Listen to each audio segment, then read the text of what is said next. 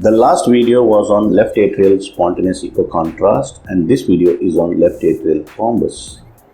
So the transesophageal echo is the gold standard to diagnose left atrial thrombus across various scenarios. Though it is time consuming, one has to have certain skills to diagnose the thrombus, and it may not be available everywhere and is associated with some complications at times. Though it has a very great specificity and sensitivity, one has to be aware about the presence of left atrial clot in patients with rheumatic mitral heart disease, either in atrial fibrillation or in normal sinus rhythm, and one can also have left atrial clot in sinus rhythm without MS.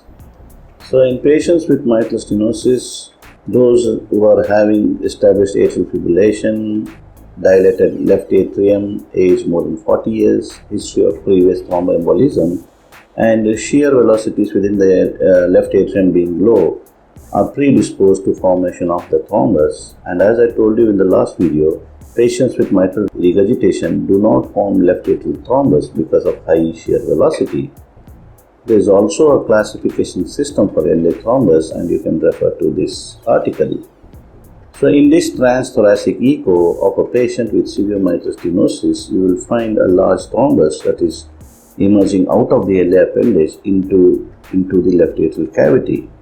It is a fresh clot. There are a lot of cavitary halos within it, as older clots will have more collagen and appear to be more organized and sometimes calcified as well. So here you will see the clot coming out of the LA appendage slowly into the left atrium cavity.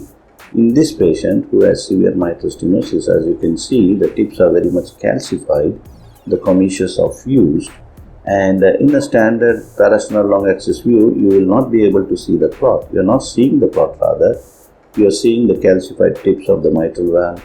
Mitral stenosis, there is turbulent flow across the mitral valve.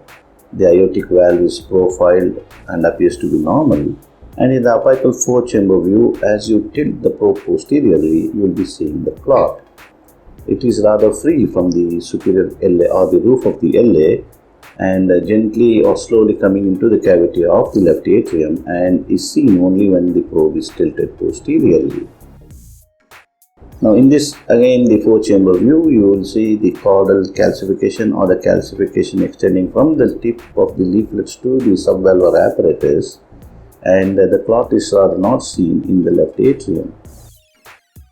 So this is a rather fresh clot appearing from the left atrial appendage into the cavity, and as I will operate the case, I will post the images shortly.